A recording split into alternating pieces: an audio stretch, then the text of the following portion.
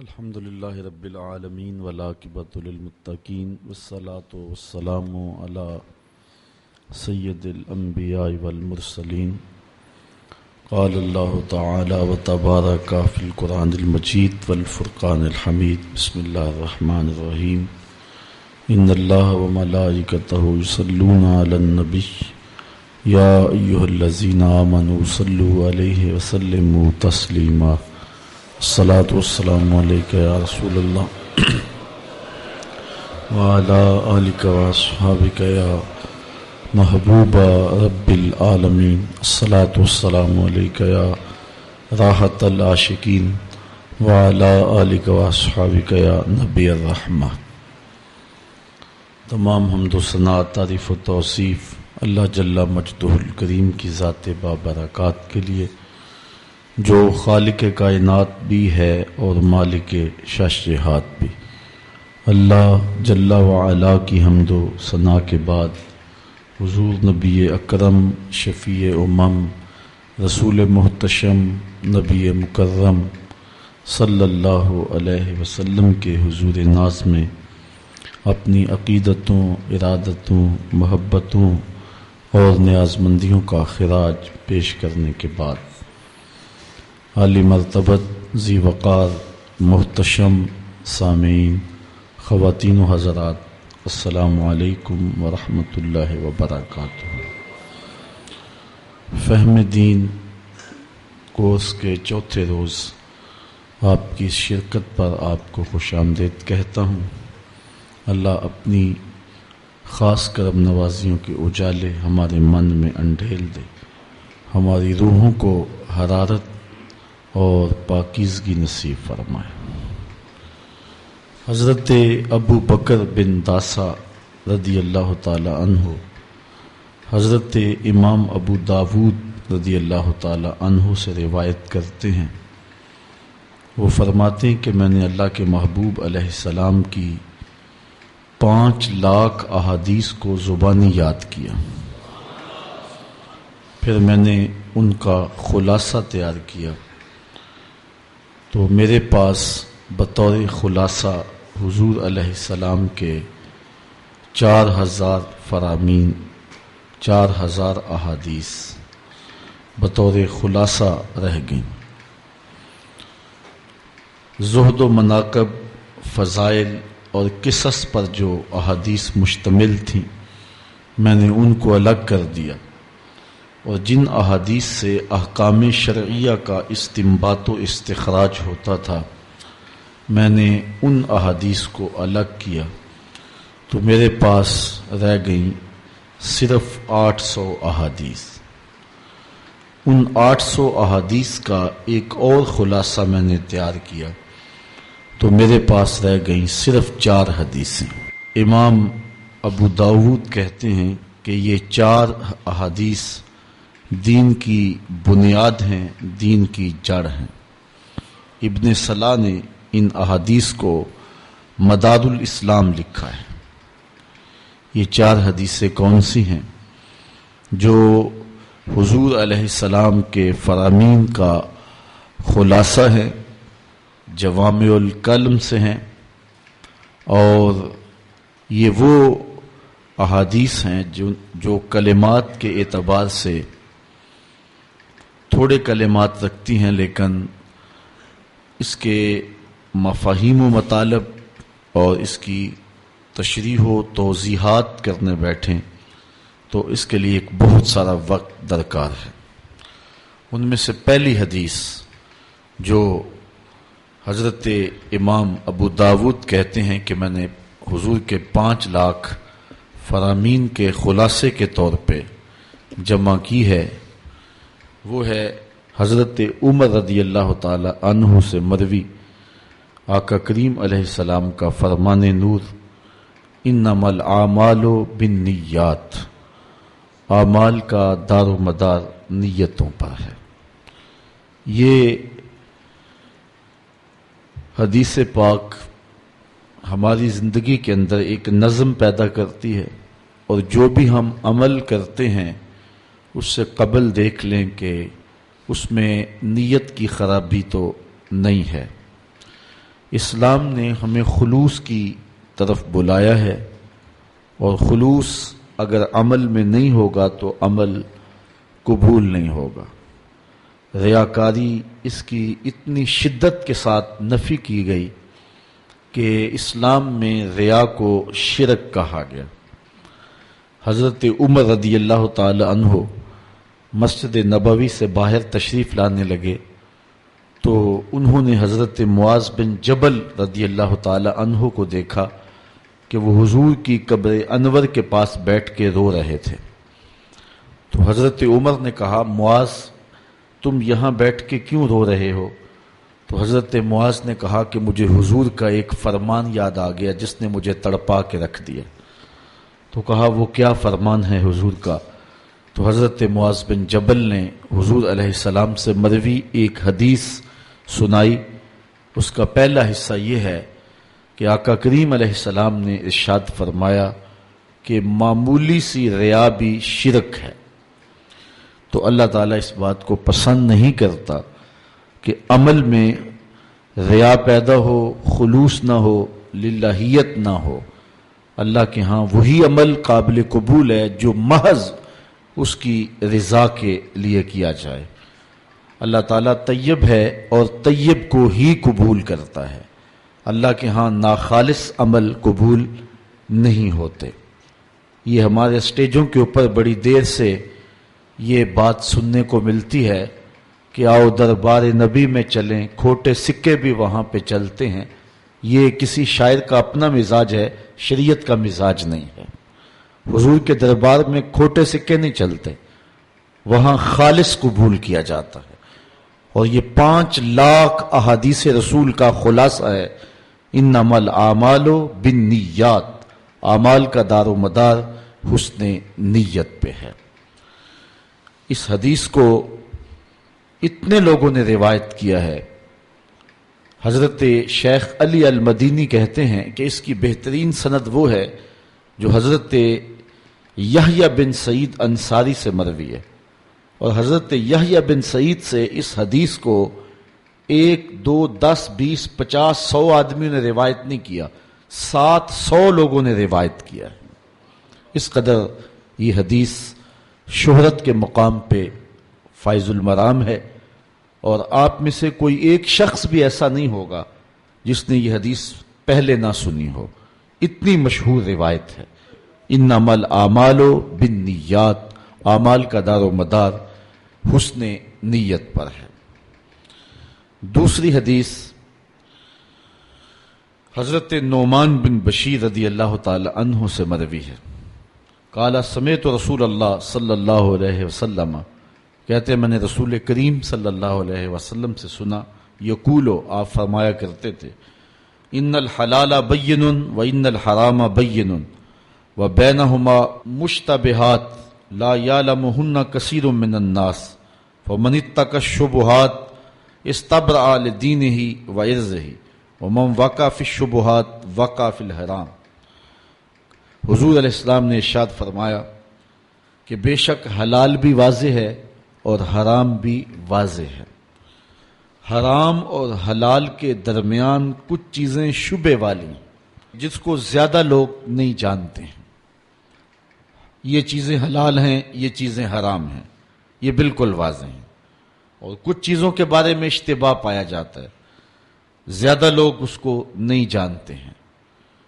تو حضور نے ارشاد فرمایا فمن اتقى الشبہات، جو شبہ والی چیزوں سے بچ گیا اس نے اپنی عزت بھی بچا لی، اپنا دین بھی بچا لیا، اور جو شبہات میں پڑ گیا وہ حرام میں پڑ گیا۔ تو حلال بھی واضح، حرام بھی واضح، درمیان میں کچھ امور ہیں جو مشتبہ ہیں، تو ان سے بچنا چاہیے۔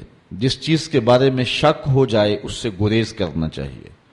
ہمیں اگر کھانے میں شک پڑ جائے کہ اس میں کوئی ایسی چیز شامل ہو گئی ہے جو صحت کے لیے مضر ہے، تو قیمتی کھانا بھی ہم ضائع کر دیتے ہیں، اس کو نہیں کھاتے۔ تو دین کے معاملے میں ہم کیوں جو ہے وہ احتیاط نہ برتیں؟ تو جو چیزیں واضح ہیں حلت کے اعتبار سے اور حرمت کے اعتبار سے وہ تو واضح ہیں، لیکن جو شبہ والی چیزیں ہیں ان سے بھی اہل ایمان اپنے دامن کو محفوظ رکھتے ہیں۔ تیسری حدیث حضرت ابو ہریرہ رضی اللہ تعالی عنہ سے مروی ہے، قال قال رسول اللہ صلی اللہ علیہ وسلم من حسن اسلام المرء ترکہ ما لا یعنی ہے، کسی شخص کے اسلام کا حسن یہ ہے کہ وہ ہر بے مقصد کام کو چھوڑ دے، اس کا اٹھنے والا ایک ایک قدم با مقصد ہو، اس کی زبان سے جو گفتگو صادر ہو رہی ہے وہ با مقصد ہو، اس کا قول و عمل، اس کا طرز زندگی، اس کا انداز معاشرت با مقصد ہو، مقصدیت سے بھرپور زندگی اس کی گزرے، تو یہ کسی شخص کے اسلام کا حسن ہے، کسی شخص کے اسلام کا جمال ہے۔ آج ہم اپنا وقت جس طرح برباد کر رہے ہیں، فضول اور بیہودہ گفتگو میں جس طرح اپنی صلاحیتوں کو ضائع کر رہے ہیں، اور جس انداز کے ساتھ اپنے وقت کا مصرف ہم نے بنایا ہوا ہے، ہم اس حدیث کی روشنی میں غور کریں اور اپنی زندگی کی ایک ایک سانس کو، ایک ایک ساعت کو با مقصد بنائیں۔ چوتھی حدیث حضرت انس رضی اللہ تعالی عنہ سے مروی ہے، وہ حضور سے روایت کرتے ہیں کہ آقا کریم علیہ السلام نے ارشاد فرمایا، لا یؤمن احدکم حتی یحب لاخیہ ما یحب لنفسہ، اتنی دیر تک تم میں سے کوئی شخص کامل مومن نہیں ہو سکتا جب تک اپنے بھائی کے لیے وہ پسند نہ کرے جو اپنے لیے پسند کرتا ہے۔ یہ جذبات اگر کسی شخص کو نصیب ہو جائیں کہ وہ اپنے بھائی کے لیے، وہ اس کا خونی رشتے کا بھائی ہو یا اس کا دینی بھائی ہو، تو وہ اپنے بھائی کے لیے وہ پسند کرے جو اپنی ذات کے لیے پسند کرتا ہے۔ انسان کے جذبوں کی کائنات جب تک کتنی پاکیزہ تر نہیں ہو جاتی اور اس کا باطن اتنا ستھرا جب تک نہیں ہو جاتا، تو اتنی دیر تک ایمان کا کمال وہ نہیں پا سکتا۔ ایمان ایک نفع بخش چیز کا نام ہے، ایمان خلق خدا کو رہنمائی اور خلق خدا کی خیرخواہی کا نام ہے۔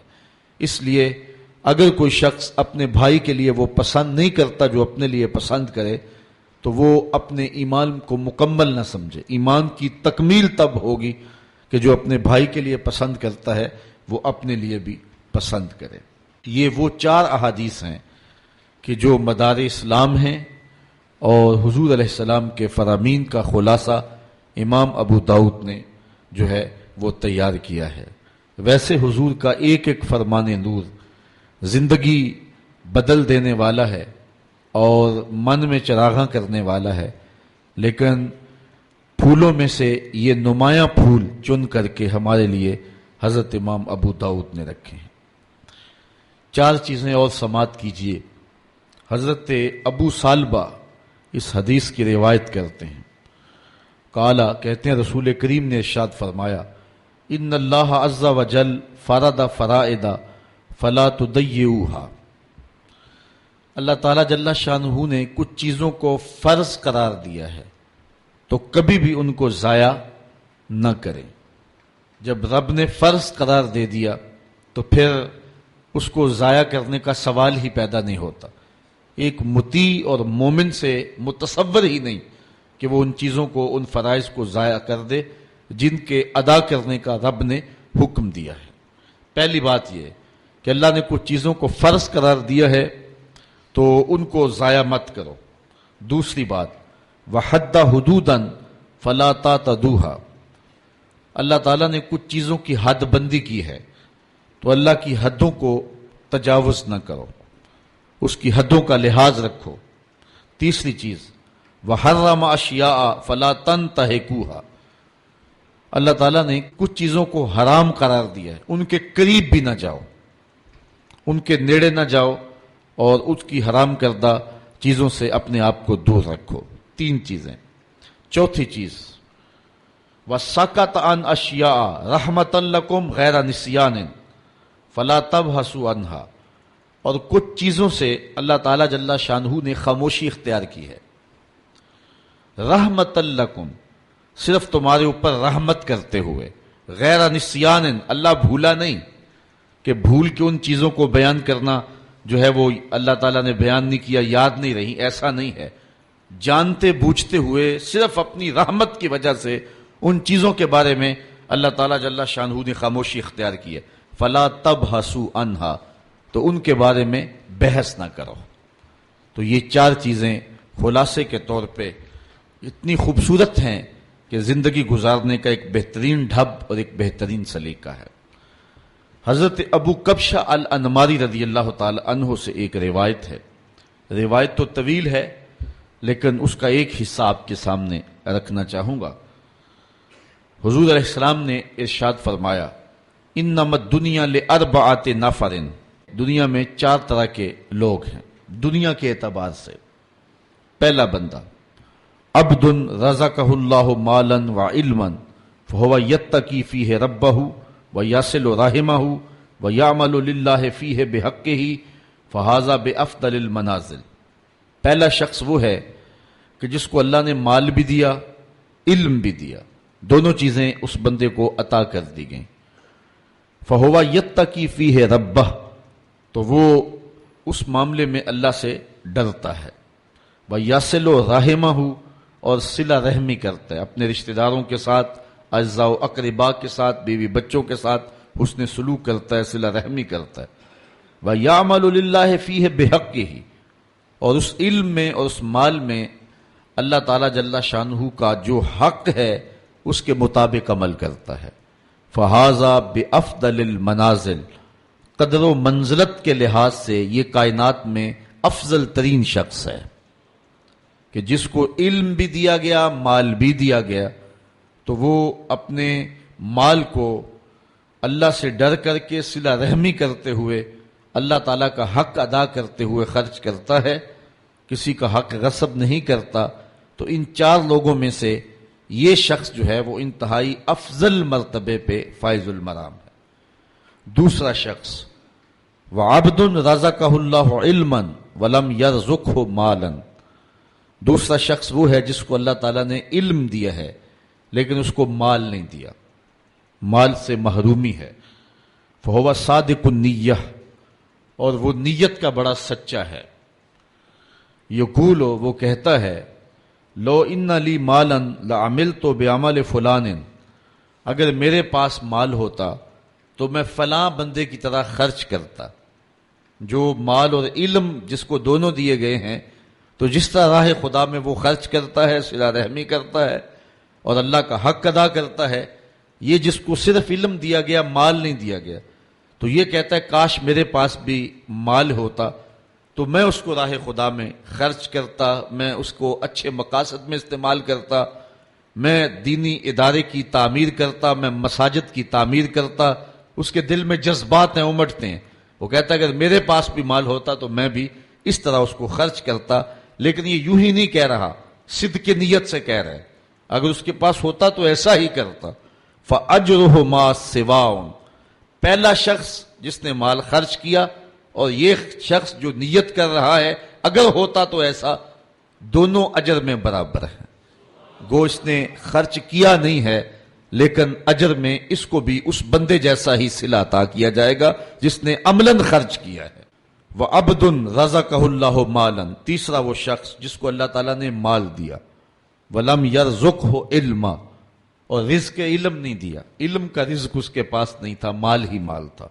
وَهُوَ يَتَخَبَّطُ فِي مَالِهِ بِغَيْرِ عِلْمٍ، اور وہ علم نہ ہونے کی وجہ سے مال میں گڑبڑ کرتا ہے.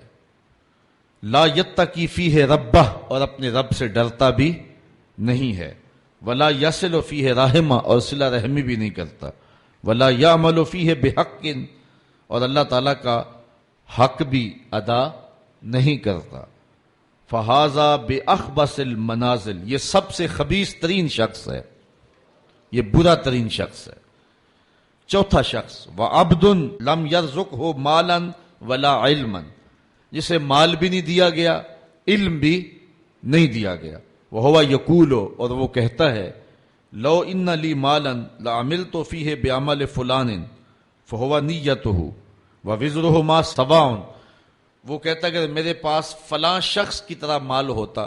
یہ تیسرا شخص جس کے پاس مال ہے، علم نہیں ہے، اور وہ فضول خرچیوں میں، اللو تللو میں اڑاتا ہے، عیش و عشرت کرتا ہے، شراب نوشی کرتا ہے، بے حیائی، عریانی، فحاشی کو فروغ دیتا ہے، معاشرے کے اندر غلاظت اور گندگیوں کو پھیلاتا ہے، اس امیر کی طرح اس شخص کا دل چاہا کہ اگر میرے پاس بھی دولت ہوتی تو فلاں بندہ دولت سے عیش و عشرت کر رہا ہے تو میں بھی اس دولت سے عیش و عشرت کرتا، لیکن اس کے پاس دولت نہیں تھی، علم بھی نہیں تھا، جو اس نے چاہا وہ کر بھی نہیں سکا۔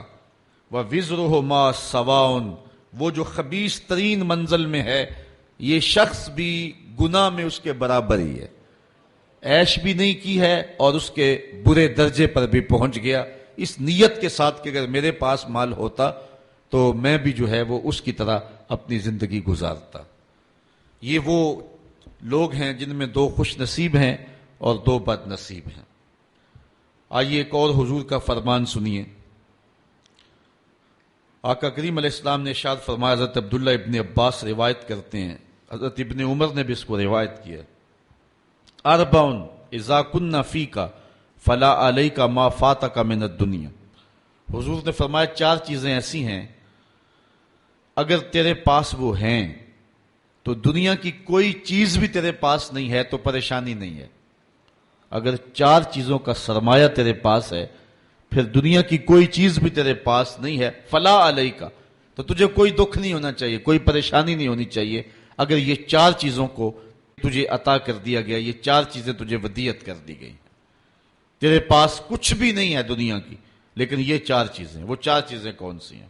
صدق الحدیث، بات کی سچائی، جب بھی بولتا ہے سچ بولتا ہے، جھوٹ بولنا چاہے بھی تو نہیں بول سکتا، حالات ایسے ہیں، دل کی حالت ایسی ہے، طبیعت ایسی ہے، کچھ لوگوں کے لیے سچ بولنا مشکل ہوتا ہے اور کچھ لوگوں کے لیے جھوٹ بولنا مشکل ہوتا ہے، اور اگر وہ کسی ایسے اوکھے ویلے پھنس بھی جائیں تو پھر بھی سچ کے دامن کو نہیں چھوڑتے ہیں۔ ہجرت کی شب ہے، حضرت صدیق اکبر حضور کو لے کر کے جا رہے ہیں، تو آپ جانتے ہیں کہ حضور علیہ السلام کی گرفتاری پر ابو جہل نے جو انعام رکھا تھا وہ بہت بڑا تھا، 100 سرخ اونٹ اور 200 اوقیہ چاندی اور بہت کچھ انعام اور اکرام اور تکریمات رکھی تھیں۔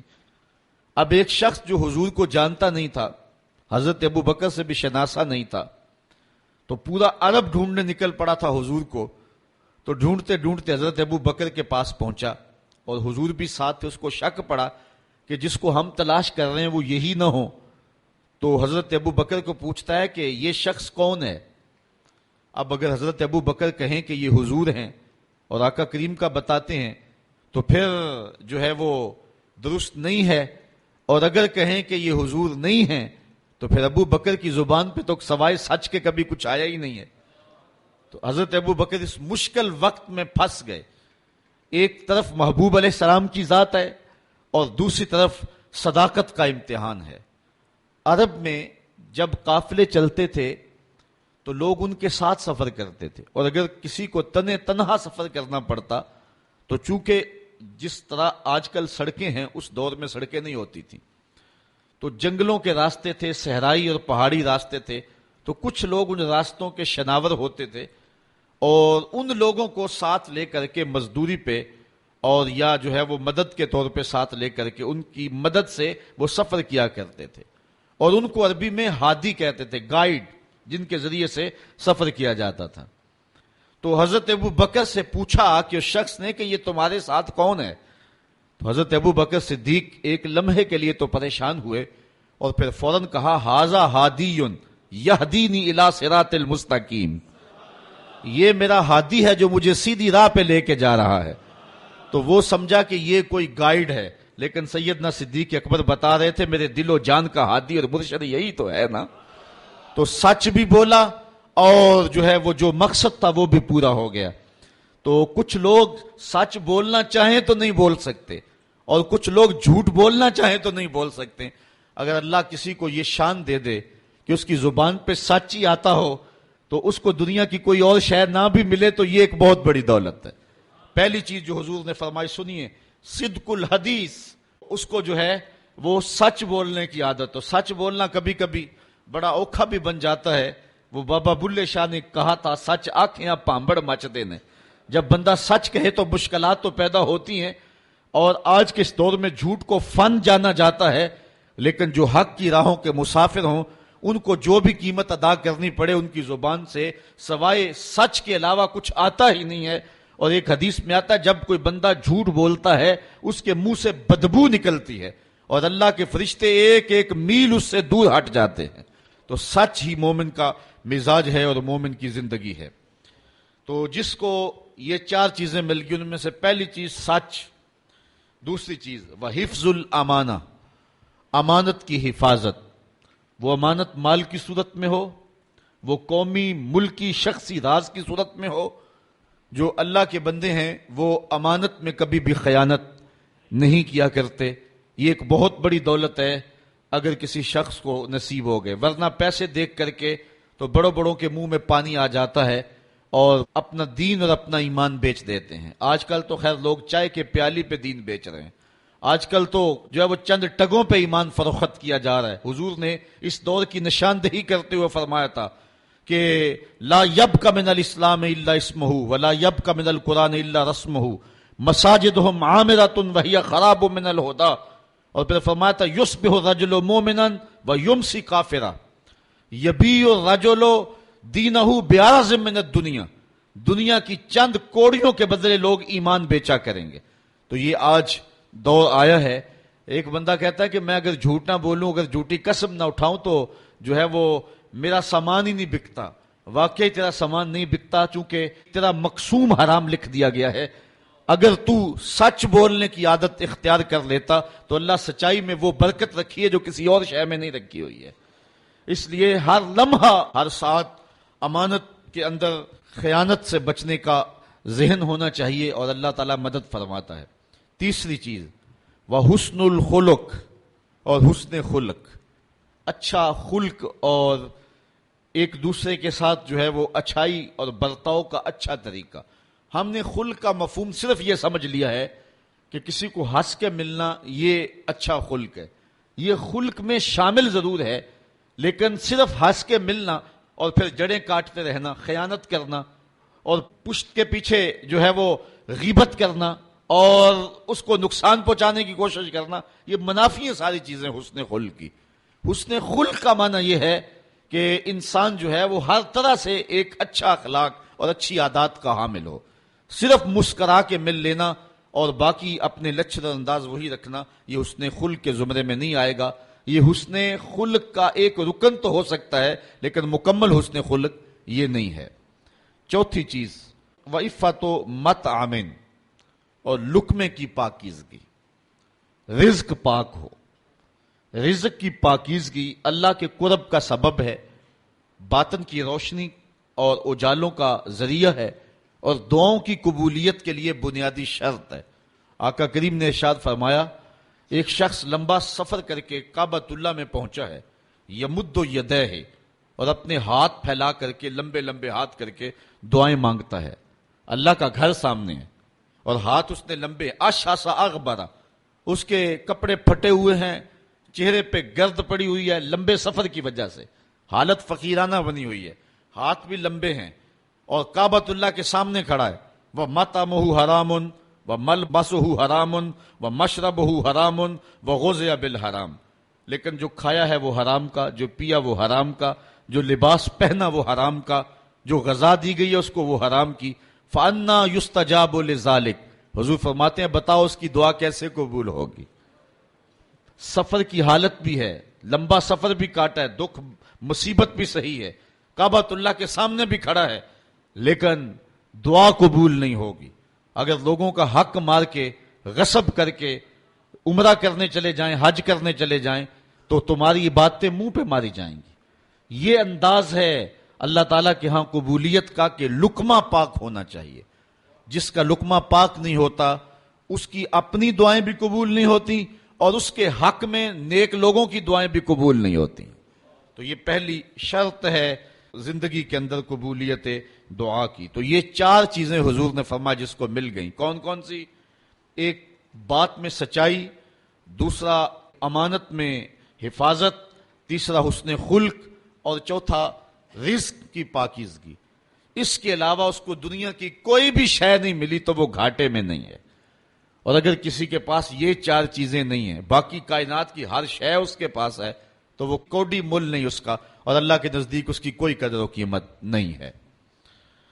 یہ 4 چیزیں خوش نصیب لوگوں کا مقسوم ہے۔ اب بد نصیب لوگوں کا مقسوم دیکھیے کیا ہے۔ اربعن من کننا فیہ کانا منافقا خالصا، حضور نے ارشاد فرمایا، حضرت ابن عمر روایت کرتے ہیں، بخاری مسلم دونوں نے اپنی اپنی اسناد کے ساتھ اس کو روایت کیا، حدیث صحیح ہے۔ حضور نے ارشاد فرمایا کہ جس شخص کے اندر 4 چیزیں ہیں وہ پکا منافق ہے، منافقاً خالصاً، وہ خالص منافق ہے۔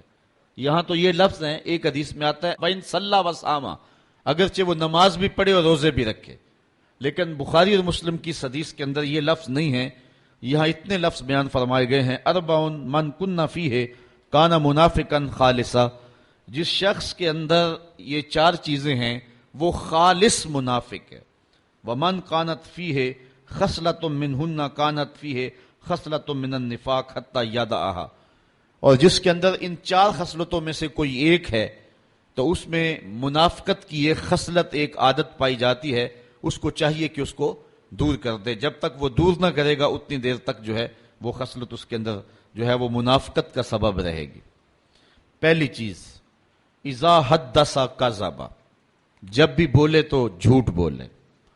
آج میں اور آپ اپنے معاشرے کی ترتیب دیکھ لیں، جھوٹ ایک فن عظیم بن کے رہ گیا ہے، اور یہ علامت میرے اور آپ کے آقا و مولا نے جو ہے وہ بتائی ہے خالص منافق کی، کہ منافق جب بھی بولتا ہے جھوٹ بولتا ہے، مومن جھوٹ نہیں بولتا۔ حضور علیہ السلام سے پوچھا گیا کہ حضور مومن بزدل ہو سکتا ہے؟ فرمایا مومن بزدل نہیں ہوتا، بہادر ہوتا ہے، لیکن ہو سکتا ہے کبھی بزدلی بھی کر جائے۔ پھر عرض کی کہ حضور مومن بخیل ہوتا ہے؟ کہا نہیں، مومن سخی ہوتا ہے، لیکن ہو سکتا ہے کبھی اس سے بخل بھی ہو جائے۔ پھر عرض کی گئی کہ حضور مومن جھوٹا ہو سکتا ہے؟ فرمایا جھوٹا نہیں ہو سکتا، یہ طے ہے کہ مومن جھوٹا نہیں ہو سکتا، وہ ہوتا سچائی ہے۔ تو یہ مومن کی شان ہے، اور منافق جب بھی بولتا ہے جھوٹ بولتا ہے۔ وَإِذَا وَعَدَ أَخْلَفَ، اور دوسری منافق خالص کی علامت یہ ہے کہ جب وہ وعدہ کرتا ہے تو پھر پورا نہیں کرتا۔ آج کل تو جس سے وعدہ کریں لوگ کہتے ہیں اللہ کرے وہ ماری جائے، جس کو پیسے دینے ہو کہتے ہیں کہ وہ تو کسی ایکسیڈنٹ کسی حادثے میں فوت ہو جائے، مجھے دینے ہی نہ پڑیں۔ آج کل تو حالات اس سے بھی آگے جا رہے ہیں۔ تو یہ منافقانہ روش ہے کہ وعدہ کیا جائے پھر اس کو پورا نہ کیا جائے۔ تیسری بات، وَإِذَا عَاهَدَ غَدَرَ، اور جب وہ کوئی عہد کرتا ہے تو پھر وہ پورا نہیں کرتا، عہد کی پاسبانی نہیں کرتا، غداری کر جاتا ہے۔ جو عہد کیے ہوئے ہوں ان کو ہر صورت میں قائم رکھنا پڑتا ہے۔ غزوہ بدر کے موقع پہ حضرت حسین رضی اللہ تعالی عنہ اور ان کے بیٹے یہ مکے سے ہجرت کر کے مدینے کی جانب آ رہے تھے۔ راستے کے اندر کافروں نے انہیں پکڑ لیا اور اس شرط پہ چھوڑا کہ مسلمانوں کے ساتھ ہو کر کے ہمارا مقابلہ نہیں کرو گے۔ انہوں نے وعدہ کر لیا، عہد ہو گیا۔ جب پہنچے تو اس وقت حضور علیہ الصلوۃ والسلام بدر کے مقام پہ تشریف فرما تھے، اور یہ بھی بدر کے موقع پہ اپنے آقا و مولا سے جا کے ملے۔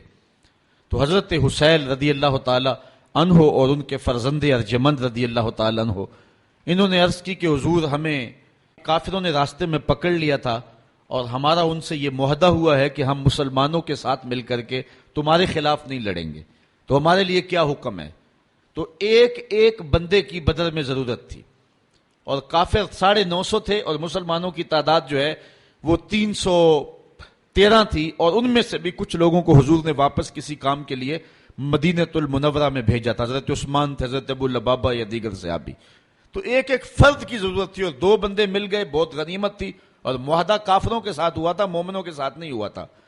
لیکن آقا کریم علیہ السلام نے فرمایا کہ تم ہمارے ساتھ رہو گے لیکن تم لڑ نہیں سکو گے۔ معاہدے کی پاسبانی کا درس عین جنگ کی حالت کے اندر آقا کریم علیہ السلام نے لوگوں کو دیا، اور یہ میرے اور آپ کے آقا و مولا حضور نبی رحمت صلی اللہ علیہ وسلم کی روشن زندگی ہے۔ آقا کریم علیہ السلام نے کسی سے وعدہ کیا کہ میں تمہارے انتظار میں یہاں کھڑا ہوں، وہ جا کے بھول گیا، اور حضور علیہ السلام 3 دن تک اس کے انتظار کے لیے وہیں کھڑے رہے، صرف قضائے حاجت اور نماز کے لیے جاتے، پھر آ کے وہیں کھڑے ہو جاتے، اور 3 دن کے بعد جب وہ شخص اس کو اچانک یاد آیا تو وہ پلٹا تو دیکھا حضور کھڑے ہیں۔ تو آقا کریم علیہ السلام کے پاس آیا تو شرمندہ تھا. حضور علیہ السلام نے صرف اتنا جملہ کہا, صاحب تو نے تو مجھے مشقت میں ڈال دیا, تو نے تو مجھے مشقت میں ڈال دیا. تو یہ ہے ایک نبی کی زندگی کا رنگ. اور منافق جب بھی وعدہ کرتا ہے تو پورا نہیں کرتا, جب عہد کرتا ہے تو عہد توڑ دیتا ہے. وَإِذَا خَاصَمَ فَجَرَ, اور جب وہ لڑتا ہے تو گالیاں بکتا ہے. الجھاؤ, اختلاف رائے, یہ زندگی میں اور معاشرے کے اندر ایک دوسرے سے پیدا ہو جاتا ہے. لیکن جب کسی سے الجھاؤ پیدا ہو جائے, کسی سے لڑائی پیدا ہو جائے, تو اس لڑائی میں جو ہے وہ گالی گلوچ کرنا یہ مومن کا طریقہ نہیں ہے, بلکہ ناراضگی اختیار کر لی جائے, خاموشی اختیار کر لی جائے. اور وہ بھی 3 دن سے زیادہ ناراض رہنے کا حکم نہیں ہے. 3 دن کے بعد فرمایا گیا کہ جو صلح میں پہل کرے گا وہ جنت میں بھی پہلے جائے گا. حضرت امام حسین رضی اللہ تعالیٰ عنہ کے بھائی ہیں حضرت محمد بن حنفیہ رضی اللہ تعالیٰ عنہ. ماں کی طرف سے فرق ہے, باپ کی طرف سے سکے ہیں. آپس میں کوئی الجھاؤ ہو گیا, شکر رنجی ہو گئی, 3 دن گزر گئے. حضرت محمد بن حنفیہ نے سوچا کہ امام حسین میرے بھائی بھی ہیں, بڑے بھی ہیں, پھر رسول خدا کی بیٹی کے بیٹے بھی ہیں, تو اگر ناراضگی ہوگی ہے تو میں جا کے صلح میں پہل کر لیتا ہوں, کوئی بات نہیں. گھر سے چلے, راستے میں حضور کا یہ فرمان آیا کہ جو 2 مومن آپس میں الجھ پڑیں, جو صلح میں پہل کرے گا وہ جنت میں پہلے جائے گا. یہ حدیث یاد آئی تو واپس پلٹ آئے اور گھر میں آ کے کاغذ کے ٹکڑے پہ ان کو خط لکھا اور قاصد کے ہاتھ بھیجا کہ میرے بھائی, میں تجھے منانے کے لیے گھر سے چلا تھا, راستے میں حضور کا یہ فرمان یاد آ گیا, میں تو گوارا نہیں کرتا کہ آپ سے پہلے جنت میں جاؤں, تو اس لیے آپ مجھ کو آ کے منا لیں, میں ناراض ہو کے بیٹھا ہوا ہوں. تو حضرت امام حسین آئے اور اپنے بھائی محمد بن حنفیہ کو راضی کر لیا. تو ہمیں یہ درس دیا گیا ہے, ہمیں یہ سبق دیا گیا ہے. اربعون فی امتی من امر الجاہلیت لا یترکونہن. حضور نے ارشاد فرمایا کہ 4 چیزیں ایسی ہیں جو جاہلیت کے امر میں سے ہیں, میری امت میں وہ موجود رہیں گی. موجود رہیں گی اس کا مطلب یہ ہے کہ لوگ اس کو چھوڑیں گے نہیں, اور اسلام ان کو ناپسند کرتا ہے. لیکن جس طرح بہت ساری بری خصلتیں قوموں کے اندر موجود رہتی ہیں, تو یہ خصلت جو ہے وہ قوم کے اندر موجود رہے گی. اس کا یہ مطلب نہیں کہ سارے لوگ اس کا شکار ہوں گے, یعنی بہت سارے لوگ جو ہیں وہ ان خصلات بد میں مبتلا رہیں گے, جبکہ متقی اور پرہیزگار اپنا دامن ان سے بچائیں گے. تو زیادہ تر لوگ جو ہیں وہ ان خصلتوں کے اندر مبتلا رہیں گے. پہلی خصلت الفخر فی الاحساب, حسب پہ, اپنی خاندانی وجاہت اور پس منظر پہ اترانا کہ میں فلاں کا بیٹا ہوتا ہوں, میرا فلاں خاندان سے تعلق ہے.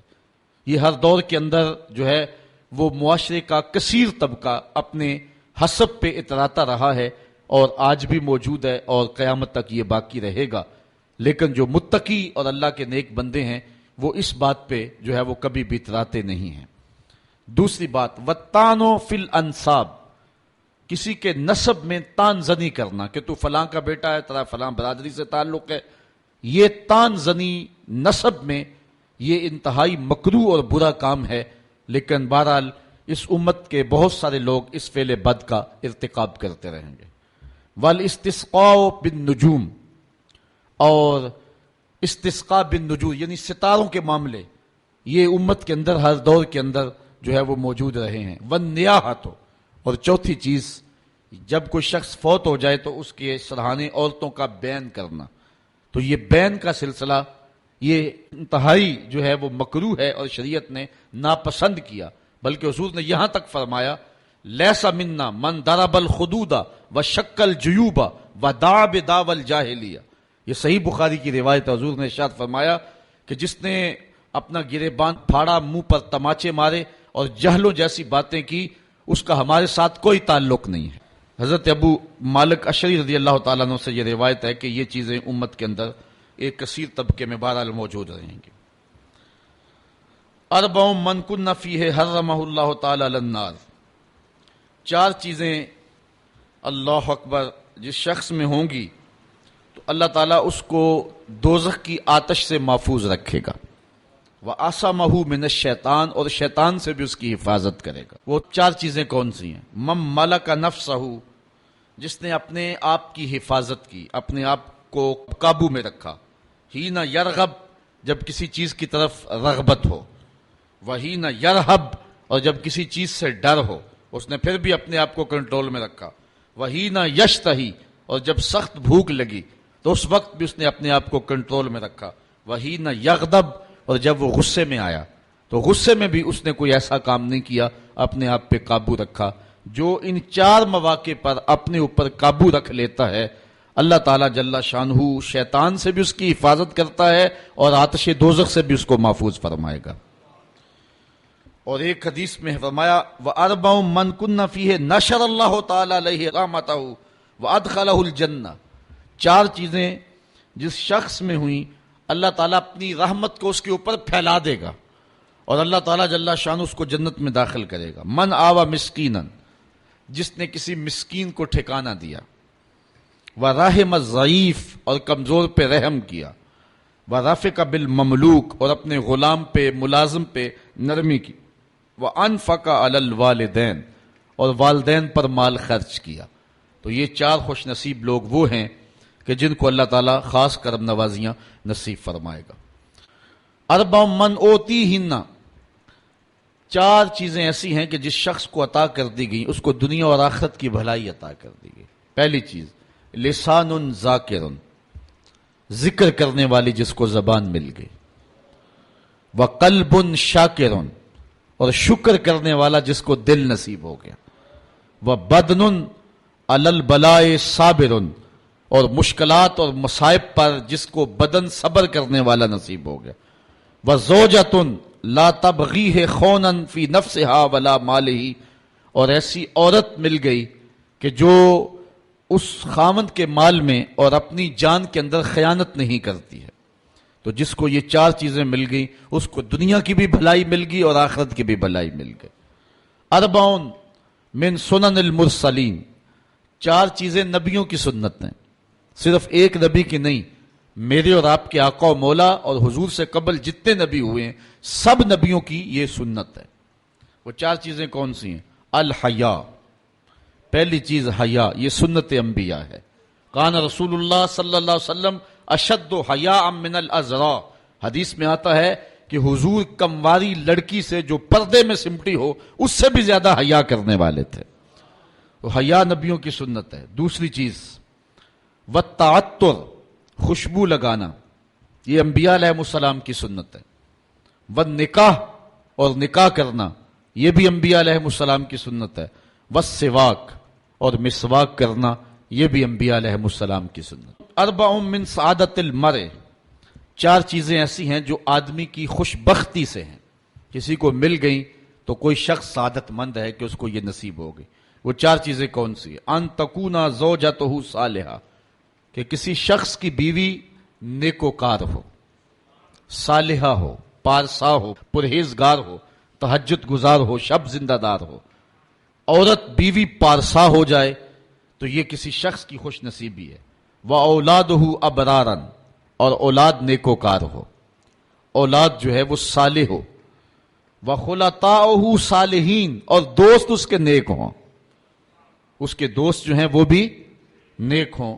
اور چوتھی چیز وَإِن يَكُونَ رِزْقُهُ فِي بَلَدِهِ، اس کا رزق اس کے اپنے ملک میں رکھ دیا گیا ہو، بیرون ملک نہیں بلکہ اس کی قسمت کا جو رزق ہے اس کے اپنے ہی ملک میں رکھ دیا، اپنے ہی شہر میں رکھ دیا، تو یہ اس کی خوش قسمتی ہے. اس عنوان کے ساتھ آخری حدیث سنیں. 4 من الشقاء، اور 4 چیزیں بدبختی سے ہیں، شقا سے ہیں، شقاوت سے ہیں. پہلی چیز جمود العین، آنکھ کا جامد ہونا، سنگ دلی کے آنکھ سے کبھی آنسو ہی نہ ٹپکیں. 4 صدی کے مجدد بھی ہیں اور محدث بھی، حضرت امام ابو نعیم الاصفہانی، ان کی ایک کتاب ہے معرکۃ الآراء، تصنیف حلیہ شریف. اس کا ایک جملہ مجھے اب یہاں یاد آیا. آپ فرماتے ہیں لا خیر فی عین لا تبکی من خشیت اللہ، اس آنکھ میں بھلائی ہی نہیں جو اللہ کے خوف سے روتی نہیں ہے. اور حدیث میں آتا ہے کہ جو شخص خوف خدا کی وجہ سے رویا اور اس کے پلکوں کے بالوں میں سے ایک بال کی جڑ بھیگ گئی تو قیامت کے دن وہ بال کھڑا ہو جائے گا، عرض کرے گا مالک یا اس کو جنت عطا کر دے یا مجھے نکال لے. تو اللہ تعالیٰ جل شانہ بال تو نہیں نکالے گا لیکن اس شخص کو جنت عطا فرما دے گا. تو رونا یہ ایک بہت بڑی سعادت مندی ہے. اللہ تعالیٰ نے قرآن مجید میں ارشاد فرمایا فَلْيَضْحَكُوا قَلِيلًا وَلْيَبْكُوا كَثِيرًا، بہت تھوڑا ہنسا کرو اور بہت زیادہ رویا کرو. تو رونے کا حکم دیا ہے میرے رب نے. حضرت داتا صاحب علیہ رحمہ نے اس حدیث کو بیان کیا. حضور نے فرمایا راتوں کی تنہائیوں میں اٹھ کے قرآن پڑھا کرو اور قرآن پڑھتے ہوئے رویا کرو. فَإِن لَّمْ تَبْكُوا فَتَبَاكُوا، اور اگر رونا نہ آئے تو رونے کی کوشش کیا کرو. تو حضرت داتا گنج بخش علی حجویری سے ان کے ایک مرید نے پوچھا حضرت رونے کی کوشش کریں پھر بھی رونا نہ آئے تو پھر کیا کریں؟ فرمایا پھر مقدر پہ رویا کرو کہ اتنے سنگ دل ہو گئے ہو کہ تمہیں رونا نہیں آتا. میرے والد بزرگوار ایک بڑی خوبصورت کہانی سنایا کرتے تھے کہ ایک اللہ کا بندہ تھا. اس کی عادت یہ تھی کہ وہ سخاوت بڑی کیا کرتا تھا، اور ویسے بھی اہل اللہ کا یہ طریقہ ہے کہ ان کا چولہا گرم ہی رہتا ہے. بابا بلے شاہ نے کہا نا اٹ کھڑک کے دکڑ بجے تے تتا ہووے چولہا، آن فقیر کھا کھا جاون راضی ہووے بلا. تو فقیر کا مزاج یہ ہے کہ اس کا چولہا گرم ہی رہے. تو جو بھی آتا اس کو کچھ نہ کچھ پیش کرتے، حتیٰ کہ مقروض ہو گئے، حتیٰ کہ وقت آخر آن پہنچا. لوگوں نے کہا کہ اب تو بابا جی جا رہے ہیں تو اپنا قرض ہی جا کے لے آئیں. سارے قرض اکٹھے ہو کے آ گئے اور کہنے لگے بابا جی ہمیں قرضہ جو ہے وہ لٹاؤ. بابا جی کو یہ فکر کھائی جا رہی تھی کہ اس وقت میرے پاس ان کو کھلانے کے لیے بھی کچھ نہیں ہے، میرے مہمان بیٹھے ہوئے ہیں. تھوڑی دیر کے بعد بازار سے ایک بچہ کوئی چیز بیچتا ہوا گزرا اور اس نے آواز لگائی. تو بابا جی نے کہا اس کو بلاؤ. بلایا گیا، کہا یہ میرے مہمان ان کو دے دو، تو بتاؤ اس کی قیمت کتنی ہے. اس نے شکر کیا کہ میں سارا دن گلیوں میں گھوم کر کے یہ سودا بیچنا تھا، میرا ایک جگہ ہی فروخت ہو گیا. تو اس نے وہ سارا کا سارا سودا جو ہے وہ ان لوگوں میں بانٹ دیا اور کہا کہ اتنا بل میرا بنتا ہے. بابا جی نے کہا بیٹھ، جو بیٹھ گیا. تھوڑی دیر کے بعد اس نے پھر اٹھ کے کہا بابا جی پیسے. بابا جی نے کہا یہ سارے لینے والے بیٹھے، جب ان کو دیں گے تجھے بھی دے دیں گے. تو وہ بچہ کہنے لگا کہ میں تو اپنی بیوہ ماں کا یتیم بچہ ہوں اور میرے گھر کا چولہا اس وسیلے سے چلتا ہے، تو میں تو صبر نہیں کر سکتا. وہ اٹھ کے اس نے رونا شروع کر دیا. اچھا وہ رویا، اللہ کی رحمت جوش میں آ گئی. بابا جی کا کوئی ملنے والا تھا، وہ تجوری بھر کر کے پیسوں کی بابا جی کی خدمت میں نظر دینے کے لیے حاضر ہوا. بابا جی نے جتنے بھی قرض خواہ تھے سب کا قرضہ دے دیا، اس بچے کو بھی دے دیا. بچہ چلا گیا تو لوگوں نے کہا کہ اتنی دیر سے ہم بھی بیٹھے تھے تو کوئی نذرانہ دینے کے لیے نہیں آیا. اس بچے نے جو ہے وہ ابھی ایک بار کہا تو اتنی جلدی انتظام ہو گیا. بابا جی اس حکمت کی سمجھ نہیں آئی. تو بابا جی فرمانے لگے تم بیٹھے تو تھے لیکن تم میں رونے والا کوئی نہیں تھا. ایک رونے والا آیا، باقی کے بھی کام بن گئے. تو جو اس آنکھ میں بھلائی نہیں ہے جو خشیت الہی میں روتی نہیں ہے. وَقَسْوَةُ الْقَلْبِ، اور دل کی کساوت، دل کا سخت ہو جانا. یہ کسی شخص کی بدبختی ہے کہ وہ سخت دل ہو جائے. اللہ سے دعا مانگا کرو سینے میں دھڑکنے والا دل ہی رہے، پتھر نہ کہیں ہو جائے. والحرص، اور تیسری چیز شقاوت ہے، بدبختی ہے، حرص، لالچ. لالچ بے وقار کر کے رکھ دیتا ہے بڑے بڑے لوگوں کو. اس حرص نے، اس لالچ نے بڑے بڑے لوگوں کے تقوی چھین لیے، ان کے علم کا روب خاک میں ملا کے رکھ دیا اور ان کی ساری توانائیاں اور صلاحیتوں کو زائل کر کے رکھ دیا. اللہ ہم سب کی حرص سے حفاظت فرمائے، چونکہ حرص ایسا مرض ہے جب لگ جائے تو پھر اس کا علاج کوئی نہیں. رومی علیہ رحمہ جو مرشد اقبال ہیں، ان کا لہجہ دیکھیے. کوزائے چشمے حریصاں پر نہ شد، تا صدف کانے نہ شد پر در نہ شد. فرماتے ہیں کہ حریص کی آنکھ کا پیالہ کبھی نہیں بھرتا. صدف جب تک قناعت نہیں کرتا تو اس کے دامن میں موتی نہیں آتے. تو قناعت جوہر ہے جو بندہ مومن کا نور ہے، اور حرص ایک بہت بڑی بیماری ہے. اور آخری بات جو شقاوت سے ہے وہ طول العمل، لمبی امیدیں لگا کے بیٹھ جانا. مومن کو یہ فرمایا گیا ہے کہ تو اپنی زندگی کو مختصر سمجھ. ایک صحابی کہتے ہیں کہ حضور نے میرے جسم کے کسی حصے کو پکڑ کے مجھے کہا کن فی الدنیا کانک غریب او کعابر السبیل، دنیا میں یوں رہا کرو جس طرح کوئی مسافر رہتا ہے یا سڑک عبور کرنے والا ہوتا ہے. تو دنیا کے اندر لمبی امیدیں لگا کے نہیں بیٹھنا چاہیے، ہر وقت تیار ہونا چاہیے کہ نہ جانے اٹھنے والا اگلا قدم کہاں ہے۔ یہ چیز انسان کو فکر مندی دیتی ہے، آخرت کی تیاری کی طرف بلاتی ہے، اور لمبی امیدیں انسان کے باطن کے اندر اجاڑ پن پیدا کر دیتی ہیں۔ اللہ تعالی ہم سب کو ان نور باتوں پہ عمل کرنے کی توفیق دے۔ وآخر دعوانا ان الحمدللہ رب آفاق کے ہر گوشے میں قرآن سنا کر دم لینا، اب رکنا نہیں، اب تھمنا نہیں، فردوس میں جا کر دم لینا، آفاق کے ہر گوشے میں قرآن سنا کر دم لینا، اب رکنا نہیں، اب تھمنا نہیں۔